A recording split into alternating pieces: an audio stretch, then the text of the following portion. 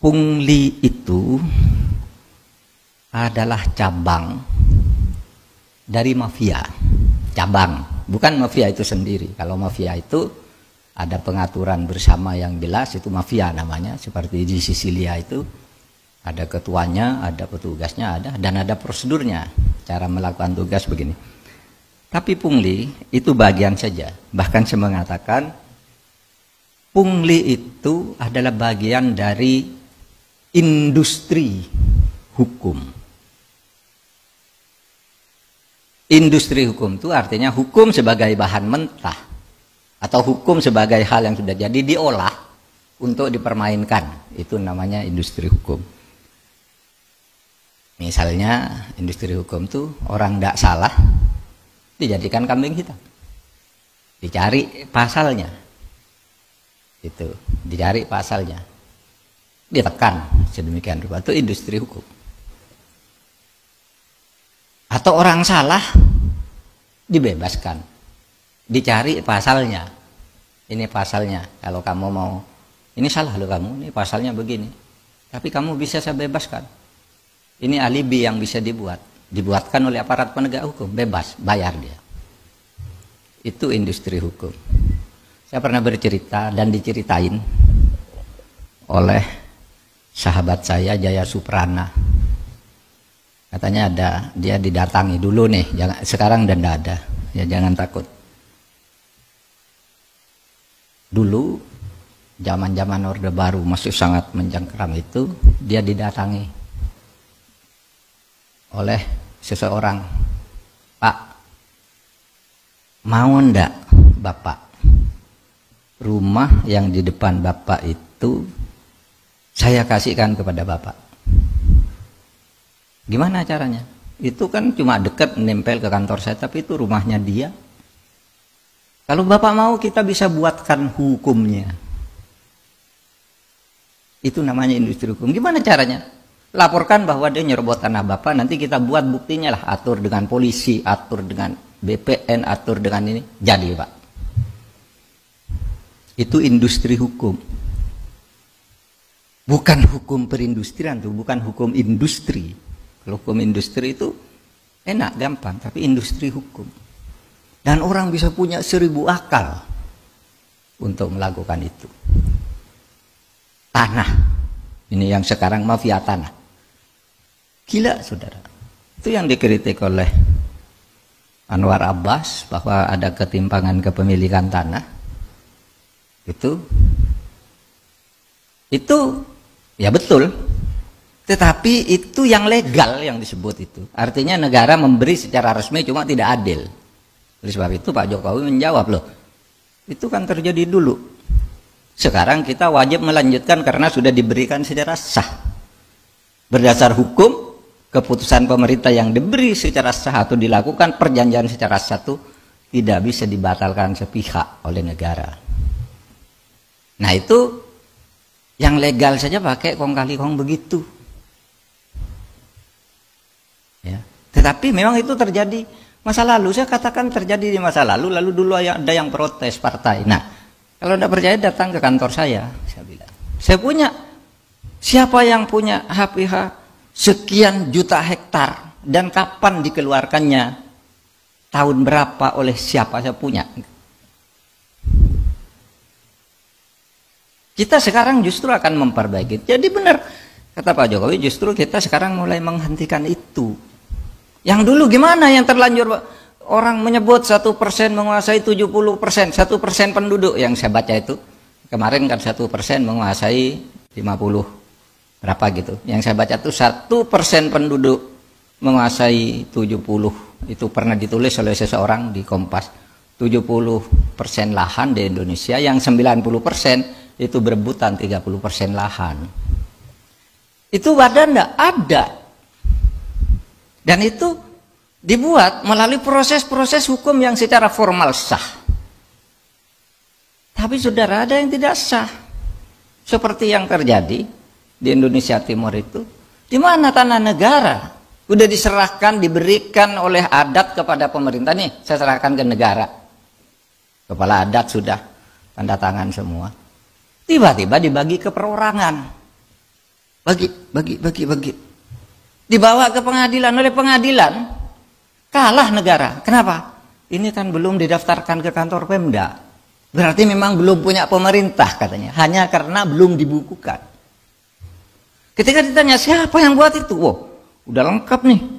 Yang buat sertifikat pindah-pindah yang negara pindah ke orang-orang itu udah lengkap. BPN-nya sudah sedia, bupatinya sudah, camatnya sudah lengkap suratnya, coba. Nggak bisa diselesaikan sebentar itu. Harus melalui peradilan ini, yang ini diadili dulu, yang ini diadili faksinya. Nah itu sebabnya saudara, kita hentikan itu ini sekarang. Yang sudah ini selesaikan pelan-pelan dan tidak bisa cepat.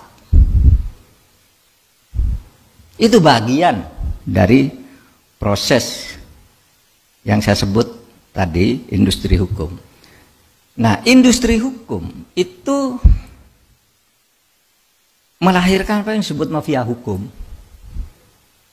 Apa? Dulu mafia hukum itu namanya dulu zaman Orde Baru itu mafia peradilan. Mafia peradilan itu hakim, jaksa, polisi main, pengacara main. Nanti kasus pidana, polisi, oh kasih pasal ini aja. Oh kalau kamu enggak mau bayar, pasal ini kamu. Bisa tuh industri hukum. Oh pakai pasal ini aja. Lalu nanti jaksanya juga berbisik, nanti tuntut dengan pasal ini. Pengacaranya, nanti saya membela begini. Hakimnya bilang, oke, kamu bilang begitu, semua nanti saya putuskan begini, uangnya sekian, bagi. Pengadilan.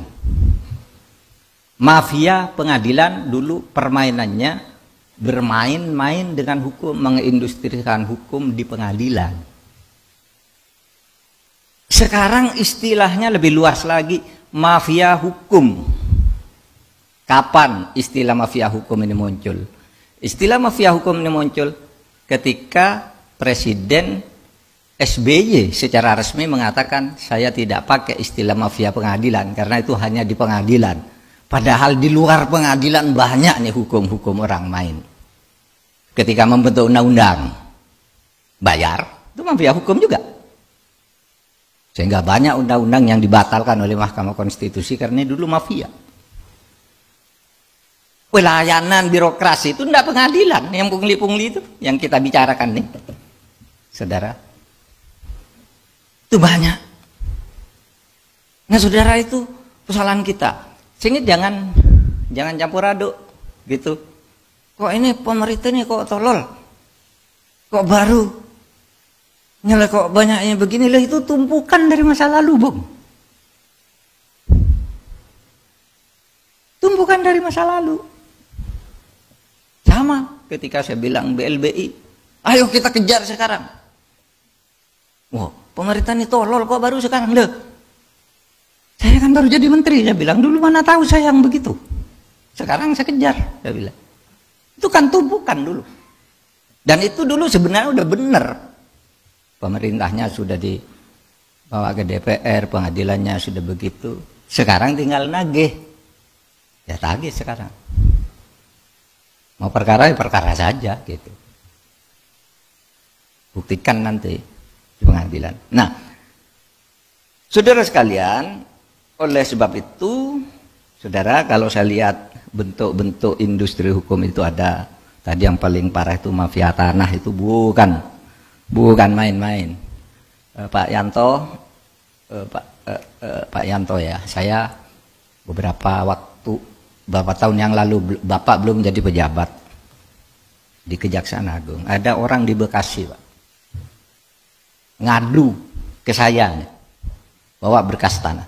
Tanahnya dikuasai oleh pengembang, dia tidak pernah beli, tidak pernah jual. Tidak pernah jual. Lapor itu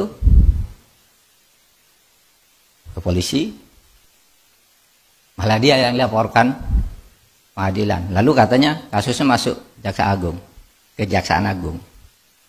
Masuk ke saya tuh. Oh iya ya, kasusnya benar nih, ibu yang punya tanah ini. Bawa, udah, saya bilang, saya utus teman lah ke Kejaksaan Agung. Tolong, ini tanya ini kenapa ada begini? Lalu, oh gampang Pak, ini pasti benar nih ibu ini yang punya tanah kok. Katanya nih. Orang itu, oke, kamu ke sana aja ke Jaksa Agung ini kok proses gini. Besoknya gini dia datang, Pak minta maaf. Di belakangnya orang gede.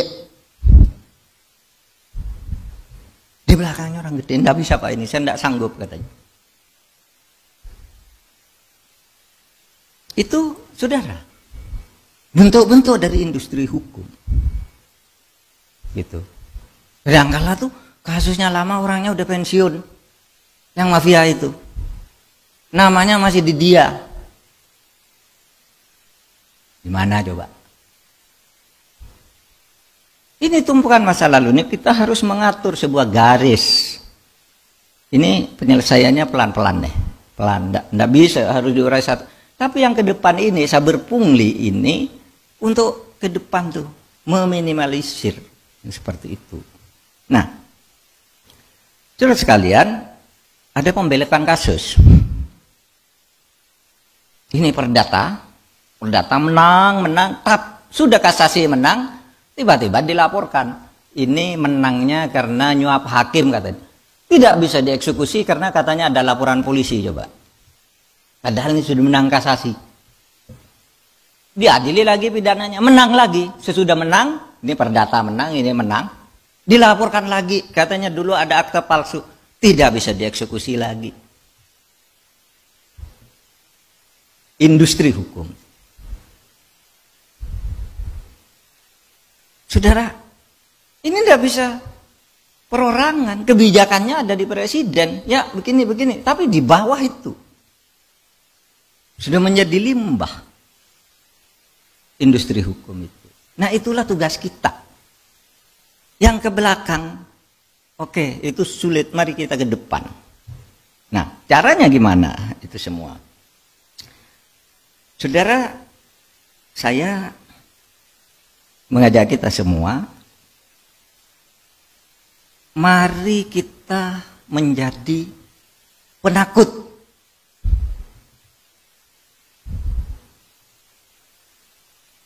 Ada orang tanya begini, Pak Mahfud, Anda kok berani sekali nyebut ini, nyebut itu? Saya bilang karena saya penakut. Saya takut kalau saya melayani hal-hal yang seperti ini dan saya tidak bertindak seperti ini, saya dosa. Saya sudah bersumpah. Sehingga ketakutan saya apa? Satu, takut kepada hukum resmi. Apa hukum resmi? Yaitu undang-undang. Barang siapa melakukan ini ancamannya segini. Barang siapa ini bisa diproses karena tindakan pidana ini. Takut kepada hukum.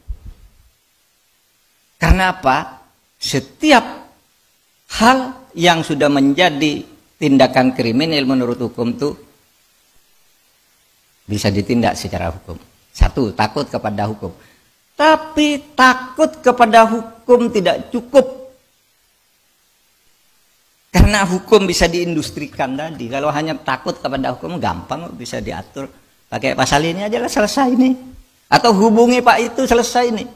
Itu kan yang mereka di sana kan dulu anak buahnya datangnya aja telepon. Industri. Carikan pasal agar bebas. Carikan pasal agar yang itu yang masuk. Itu industri. Industri hukum. Gitu. Maka saya katakan tidak cukup takut pada hukum. Tapi takutlah pada sanksi moral. Takutlah pada sanksi otonom. Kalau sanksi hukum tuh sanksi heteronom namanya.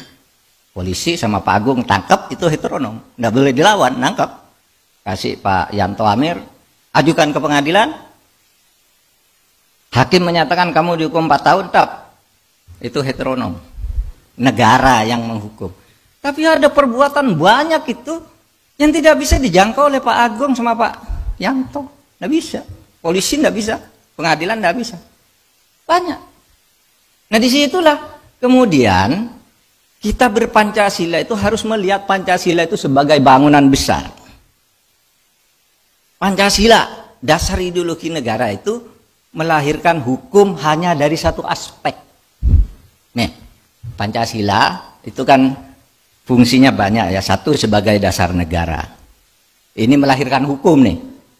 Undang-undang dasar itu, dasar negara itu melahirkan hukum yang mengikat. Dipaksakan.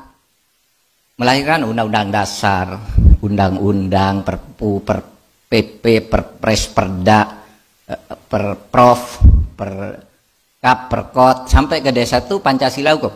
Tapi ini Pancasila yang tidak hukum kan banyak nih. Moral misalnya. Ya. Yang belum ada hukumnya dari ajaran Pancasila itu misalnya. Di dalam Pancasila itu ajarannya setiap manusia Indonesia percaya kepada Tuhan Yang Maha Esa. Itu Pancasila. Tetapi itu kan belum ada hukumnya. Barang siapa tidak bertuhan, dihukum, tidak ada. Oleh sebab itu orang mengaku ateis tidak bisa dihukum di Indonesia. Kenapa? Belum ada hukumnya, itu baru nilai Pancasila yang non hukum, itu moral.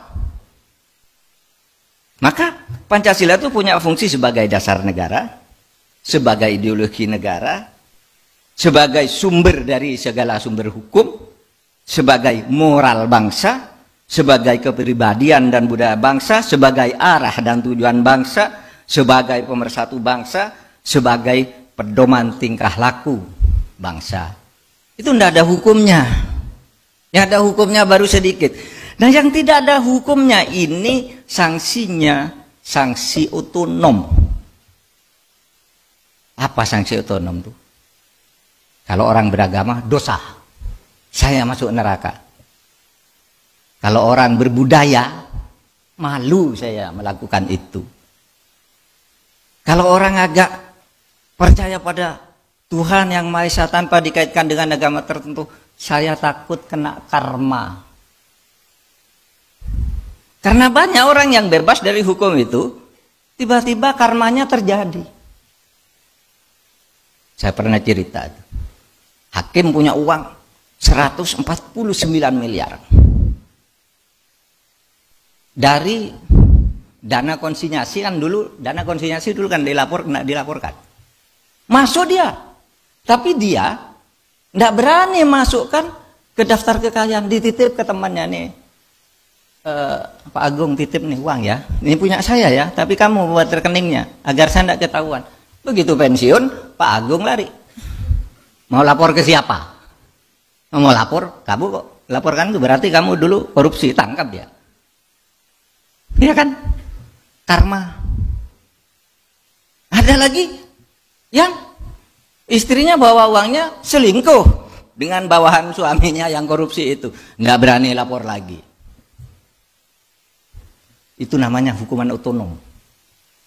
Bahkan ada yang mengatakan ada orang tabrak mobil jedat gitu. Nah itu kalau korupsi katanya, padahal itu belum tentu dan mungkin tidak ada hubungan. Tapi masyarakat menghukum begitu, rasain lu. Dan seorang yang berlaku korupsi membuat industri-industri hukum itu meskipun bebas dari hukum tapi tidak takut pada hukuman otonom, maka dia akan mendapat neraka. Bukan di akhirat neraka itu bagi saya, neraka itu bisa di dunia juga. Selalu takut, malu, tertekan, disandra oleh bodyguard. Karena apa? Dia sudah keluar, takut kan nyewa orang, bayar terus, diperas terus. Kalau enggak, saya bongkar kamu. Nah, hidupnya enggak ada gunanya akhirnya.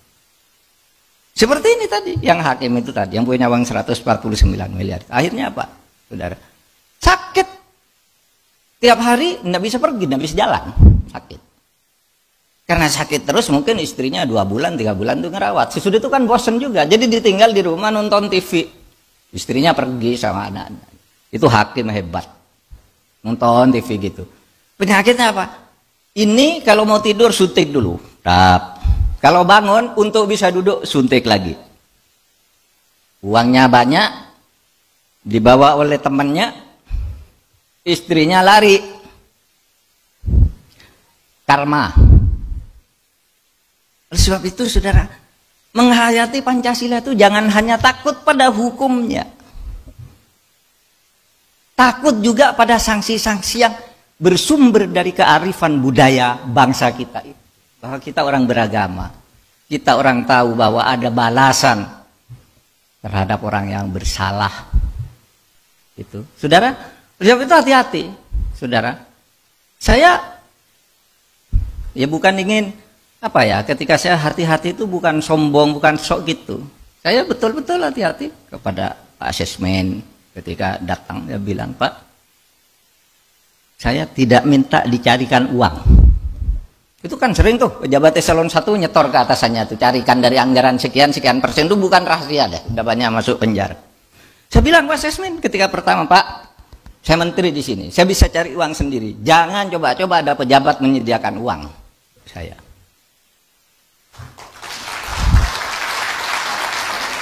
Kenapa? Karena kalau saya perlu bisa cari sendiri, ngapain nunggu Anda? Dia bilang gitu. Sama, Pak, saya enggak apa namanya?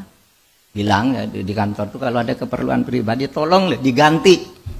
Mungkin malu minta sama saya titip uang, nih minta ke dia, apa saja. Kalau pribadi, tapi kalau uang memang halal ya kasihkan dong, jangan diambil. Ya kan ada tuh yang halal-halal itu. Banyak. Yang halal kasihkan. Tapi yang keperluan pribadi, saya juga enggak minta dispensasi. Coba nih, bayangin orang dari luar negeri bayar untuk tidak karantina. Nih, hari ini nih, anak saya dan cucu saya pulang dari Nederland 3 hari lalu. Saya suruh karantina, tidak usah nyebut bahwa kamu anak saya atau anak karantina.